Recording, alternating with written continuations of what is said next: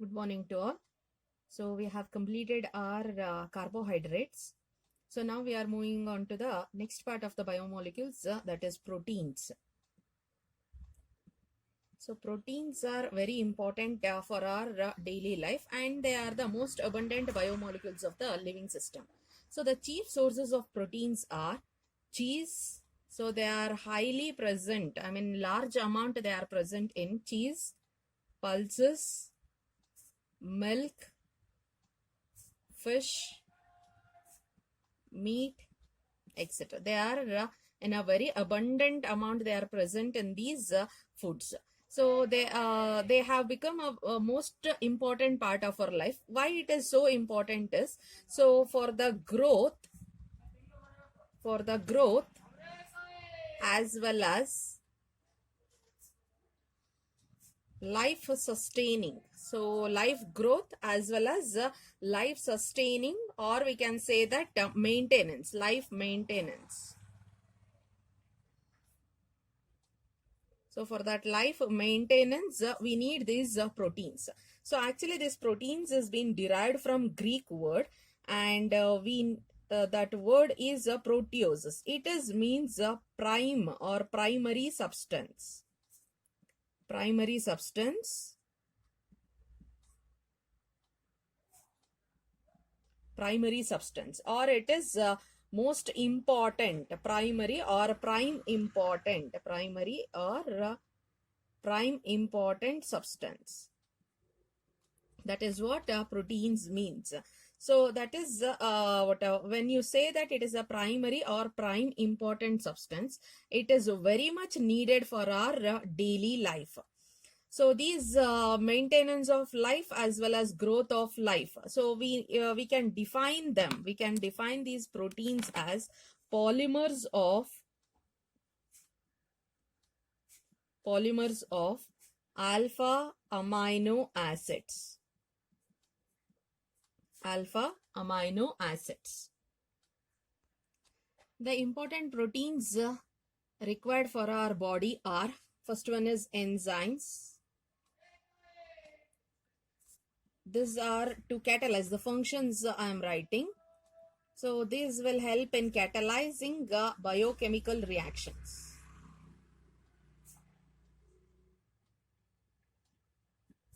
Likewise, the next one is hormones. This is helpful to regulate various body functions.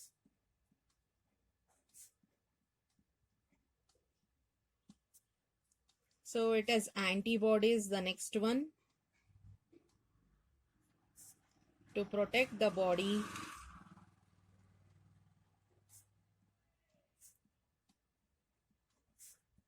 against toxic substances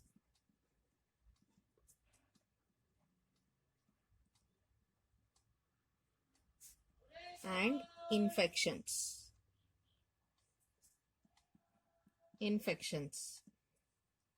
Next are transport proteins to carry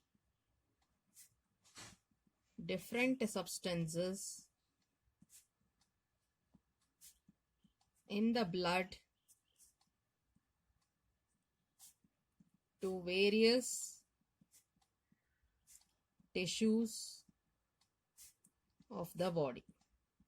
So these are the few important proteins which are helpful for the functioning. So we can say that these are the few important proteins. So all proteins on partial hydrolysis will give rise to peptides. So these are the few important proteins that we have completed. Next we'll move on to the definition. What are these polymers of alpha amino acids? This is a definition I said. So we'll discuss about this definition. What does it means actually? So when you partially hydrolyze, when proteins are partially hydrolyzed, proteins on partial hydrolysis,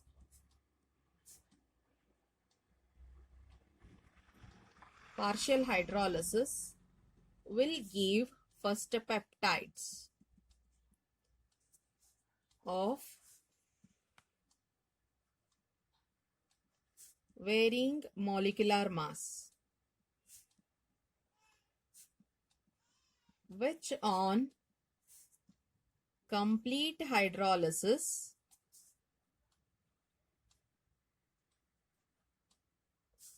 gives alpha amino acids. That is, so when you consider any protein, it is an chain. It is an chain.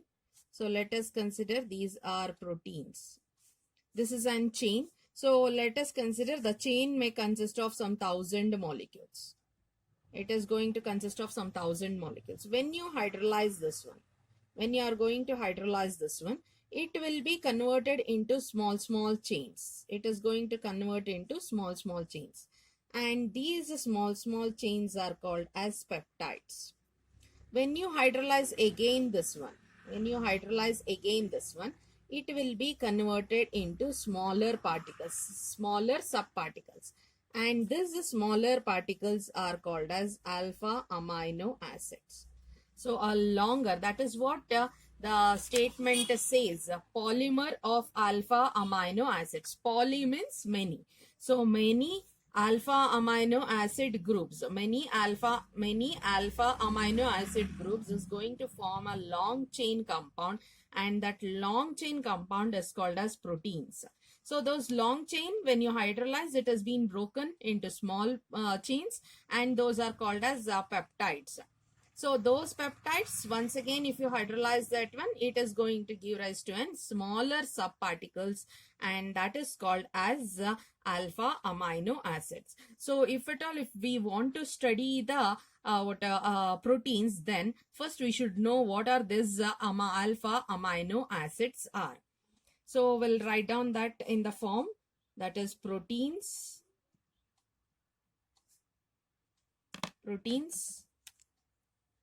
upon hydrolysis, what it gives rise to? It gives rise to peptides. Peptides upon hydrolysis again gives rise to alpha amino acids. So we are going to study now. So what are these alpha amino acids? Then you can connect the alpha amino acids each in a chain, and we are going to now we'll get a clear idea about the proteins. Amino acids. So the name itself indicates that it consists of amino group, that is, it is consisting of NH2 group, and it is also consisting of acid, means carboxylic acid group. So we have NH2 group as well as we have COOH group present in the same compound. So here there are different types of amino acids. The amino acids classification is based upon the NH2 group and COOH group present on which carbon atom. So either it may be alpha, it may be beta, it may be gamma, or it may be delta. Suppose if at all, if it is alpha amino acid, then so the carbon atom to this carboxylic acid is present, to the same carbon NH2 group is also present. So that is if at all, if it is like this, then we can name this carbon as alpha carbon, because COOH group attached to directly to a carbon, and that carbon is alpha carbon. So likewise, if at all, if it is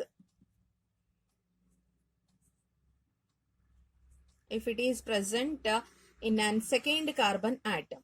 So we have an COOH group here, and we have present like this. We have the carbon atom in this form, that is CH2. Let us consider here it is.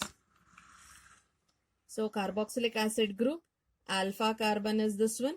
This is our beta carbon. So it is a beta amino acid. Likewise, if it is present on the third carbon, then it is gamma alpha amino acid. So if it is on the fourth carbon, then it is delta amino acid. So based upon the position of NH2 group and the COOH group in the compound. So we are going to classify them as alpha amino acid, beta amino acid, and gamma or delta amino acid. So here this is being called as what is the COOH group? COOH group is called as carboxyl group.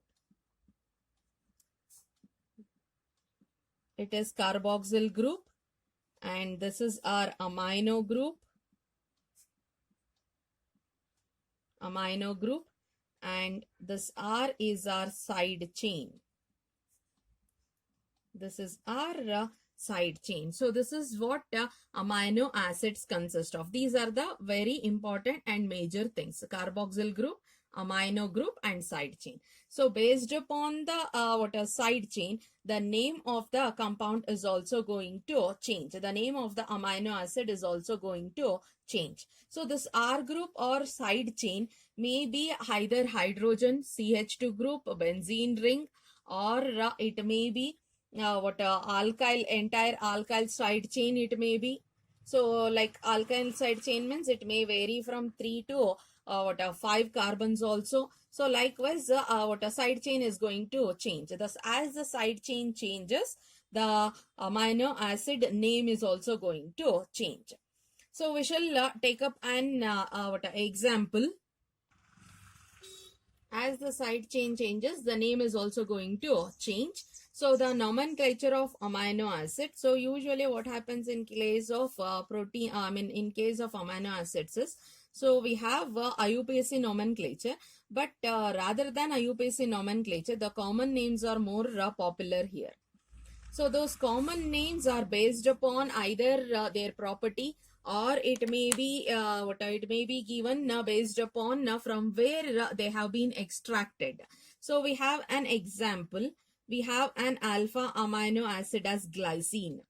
So it has been named like this because it is a sweet to taste. It is the property of that particular compound. It is a sweet to taste.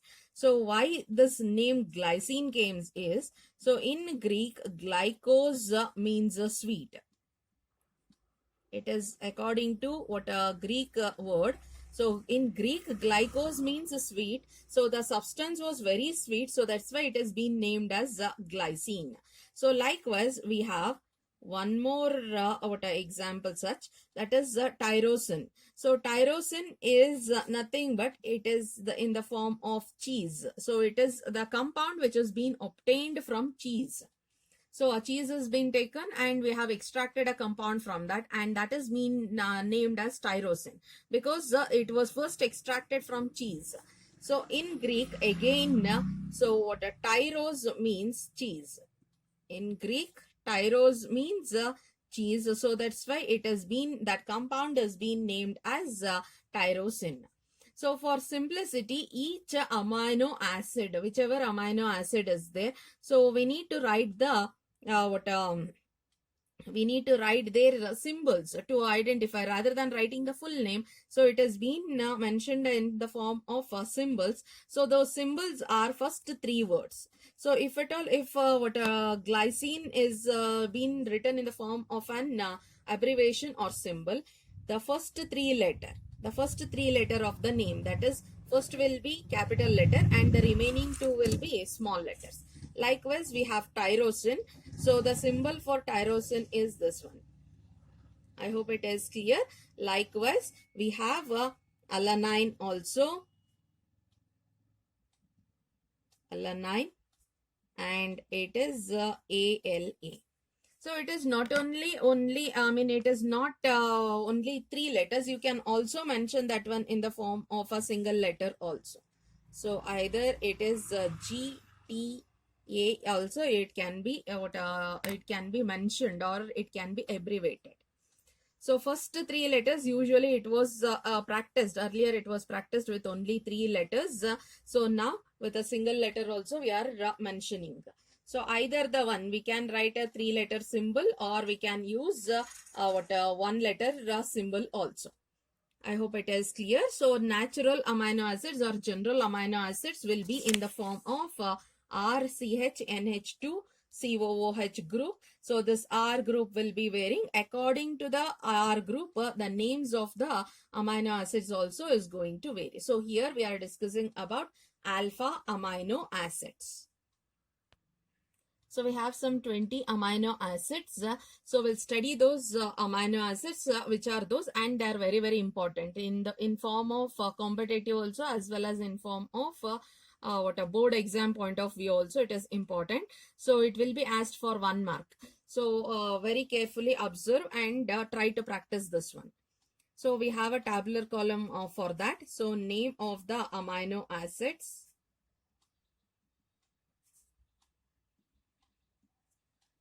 Side chain R group. So the remaining common thing remains the same. Only the side chain is going to vary. So it is 3-letter symbol. 3-letter symbol. Last column, it is 1-letter symbol. Okay, next. So we'll write down the first one. First one is glycine. Glycine. So we have a side group as H. We have a side group as H, and 3-letter symbol. It is GYL. GLY, and 1-letter symbol is G. Likewise, we have the next one. The next one is alanine. It is alanine. Alanine. So alanine is R will be CH3 group, and name we can write it as ALA, and 1-letter word is L. I hope it is clear. Next one. So we have next one as valine. Valine. So we can write it. It is CH3 twice CH. CH3. It is CH3 twice CH. So we can write the name as VAL, capital V. Valine. First 3 letters for 3-letter symbol. Next, fourth one. Fourth one is leucine.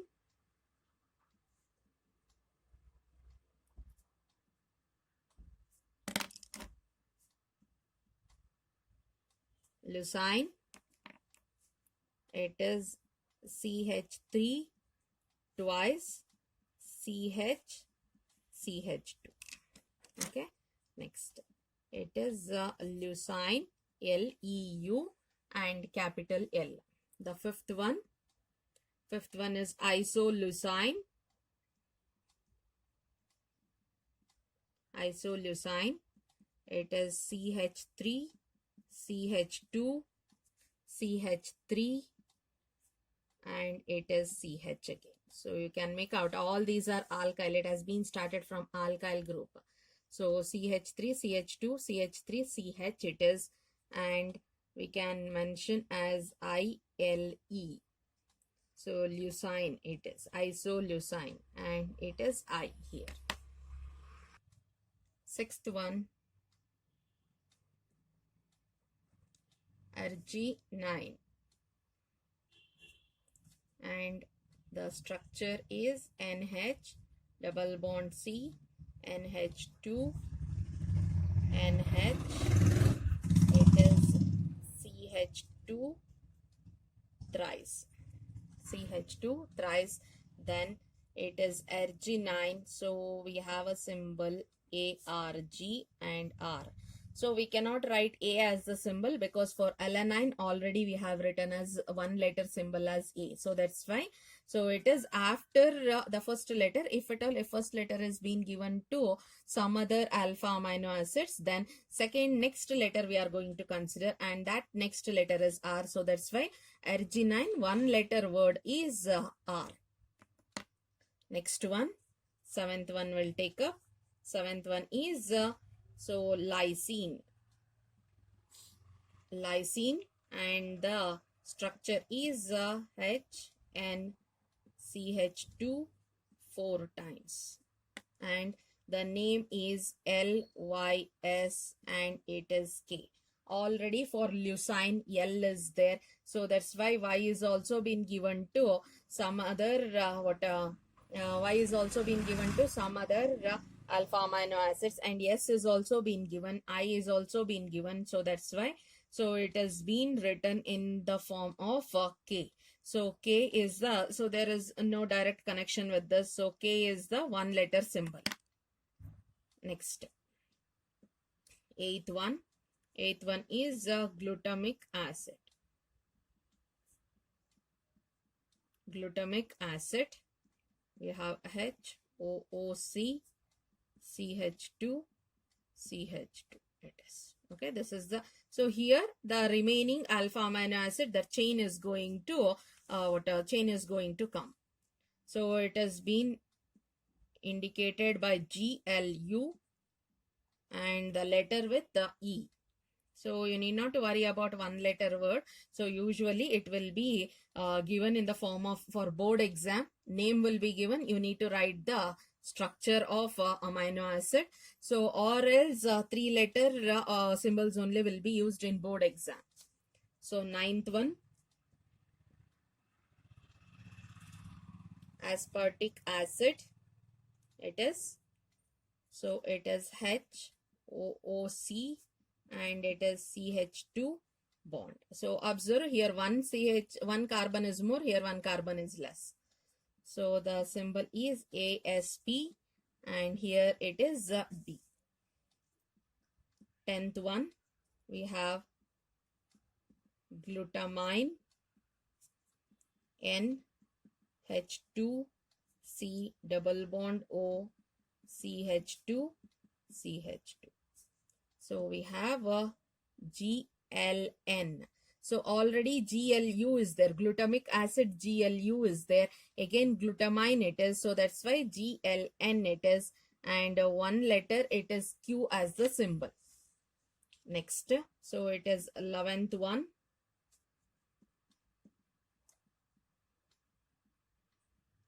Asparagine. It is NH2 double bond O CH2, it is ASN and as the N. So aspartic acid ASP is there. So asparagine it is ASN, it has been made. Likewise 12th one,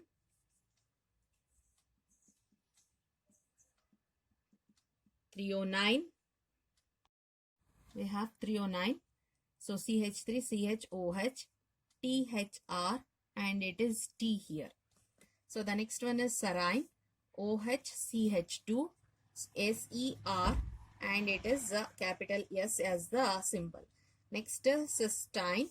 So it is HSCH2 CYS capital C as the symbol. Likewise methionine, next one, it is H3CS and it is CH2 CH2 bond.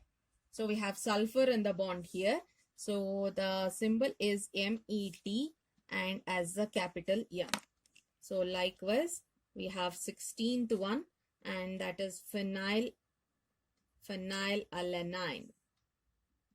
Phenylalanine and it is C6H5CH2. So the name is symbol is PHE and F as the symbol, one letter word. We have 17th one is, we have tyrosine. We have tyrosine. So we can write HO, it is a C6H4 and it is CH2 bond. So here it is in the para position. C6H4, it is in the para position. Next it is TYR and Y is the symbol. So in the last part I have mentioned that one as T here. You correct that one, it is Y. Tyrosine as Y.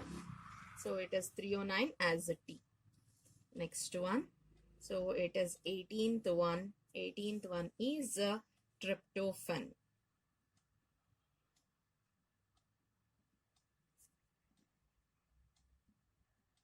Tryptophan, and the structure, tryptophan, it is NH.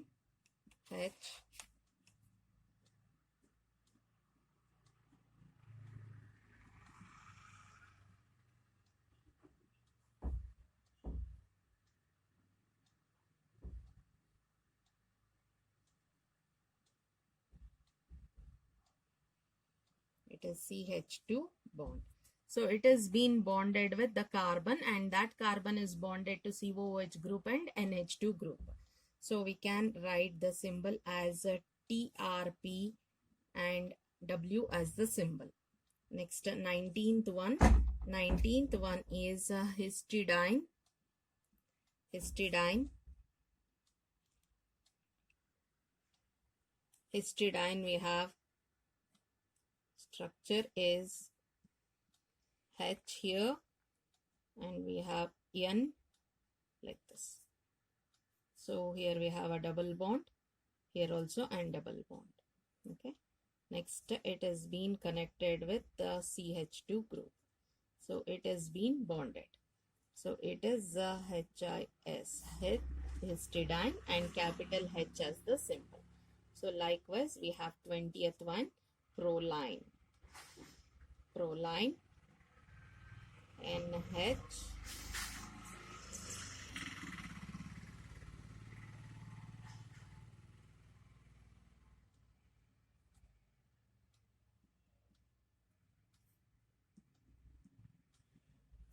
PRO, capital P as the. So this is proline, the 20th alpha amino acids. So these are the list of amino acids, list of alpha amino acids. So in this we have been categorized them as essential amino acids and non-essential amino acids. So that is the classification of amino acids. So tomorrow we are going to, in our next class, we are going to study about that one. So in our next class, we also discuss about because all these 20 amino acids are important, and you should remember the names as well as their structures also. So how to remember that one? A simple trick is there to remember all these 20 amino acids in a serial order with their structures also. So we are going to discuss that one in our next class. A trick to remember the 20 amino acids as well as the classification of amino acids.